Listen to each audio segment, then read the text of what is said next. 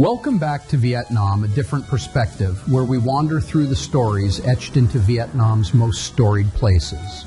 I'm Dr. David, joined by my trusty camerawoman Jennifer, and today we're walking the streets of Hanoi's French Quarter, a district where colonial ambition meets Vietnamese resilience. Imagine elegant villas, shaded boulevards, and a faint echo of 19th century France woven into the pulse of modern Hanoi.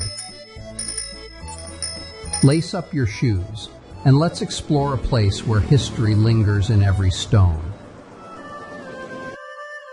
It's the late 19th century, and France has claimed northern Vietnam, naming it the Protectorate of Tonkin, a colonial term for the region around Hanoi, rooted in its ancient name under Chinese influence. Hanoi, a city of rivers and 1,000 years of heritage, becomes their canvas. The old quarter's labyrinthine alleys feel too unruly for the French, so they turn south of Hoan Kiem Lake, draining marshes and razing villages to build a new district. This is the French Quarter, born not just to house but to proclaim dominance through wide streets and grand facades. By the 1880s, the vision takes shape. Broad avenues, open plazas, and buildings that carry the weight of French classicism. Architect Ernest Hébrard, working in the 1920s, shapes much of this landscape.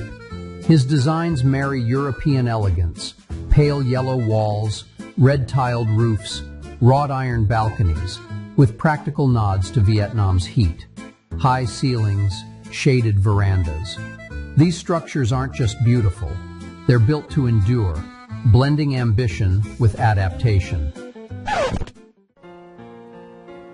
Let's pause at the Hanoi Opera House, completed in 1911. Inspired by Paris's Palais Garnier, it's a neoclassical gem, ornate columns, arched windows, and a dome that anchors Le Loi Street. Designed by François Lagisquet, it was once a stage for French elites, glittering with chandeliers and exclusivity. Its cost, over 2 million francs, spoke of extravagance, but it excluded most locals. Today, it's Hanoi's cultural heart, open to all, yet its walls still hum with the grandeur of its past. Nearby stands the government guest house, once the palace of the governor of Tonkin, built in 1918. Its mustard yellow facade and Beaux-Arts symmetry were a bold statement of control, framed by manicured gardens. Wander down Trang Tien, or Ba Trio, and you'll find villas that once housed French officials and their allies. Two-story homes with stucco walls, green shutters, and occasional Art Deco flourishes or Moorish arches line the streets. Tamarind and flame trees, planted to tame the swampy air, cast dappled shadows. It's a vision of Europe, but Hanoi's spirit breaks through. Faux vendors at street corners, motorbikes weaving past, and the hum of daily life.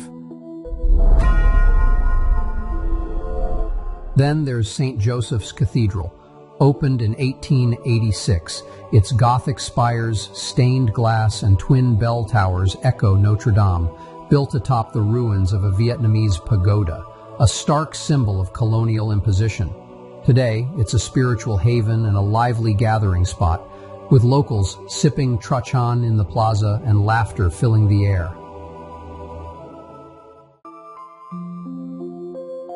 By the 1920s, the French Quarter evolves. Architects like Hébrard weave in Vietnamese elements, curved roofs, lotus motifs, creating the Indochine style. Buildings like the old Ministry of Foreign Affairs or the University of Hanoi reflect this fusion. French foundations with an Eastern soul. It's a subtle acknowledgement of the land they sought to rule. In 1945, Vietnam declares independence. By 1954, the French are gone. The quarter endures, repurposed. Villas become ministries, embassies, or homes for multiple families during lean years. Paint fades, shutters creak, but the district holds firm. The 1986 Doi Moi reforms spark renewal, Villas are restored, and the quarter becomes a canvas for Hanoi's resurgence. A colonial mansion might now house a bank, while a cafe next door serves café sua under weathered balconies. Today, the French Quarter is a living tapestry. It bears scars of war, time, and tropical heat, but that's its beauty.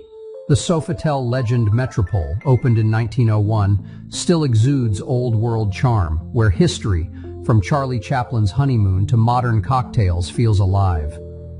Embassies line the boulevards, drawn to their prestige, yet the quarter belongs to Hanoi.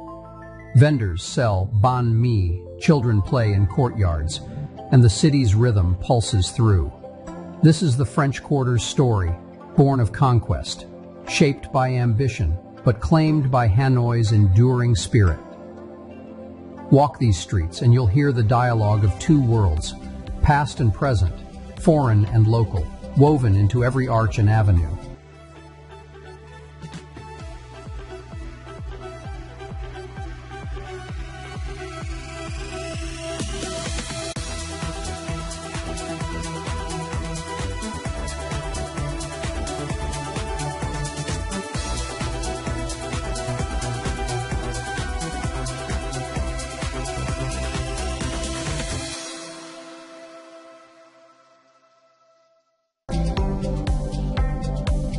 That's all for this episode of Vietnam, A Different Perspective. If the French Quarter's story moved you, share it with a friend or leave us a review. Next time you're in Hanoi, let these streets tell you their tales. Until our next journey, keep exploring, keep listening, and keep seeking the stories in every corner. This is Dr. David and Jennifer signing off.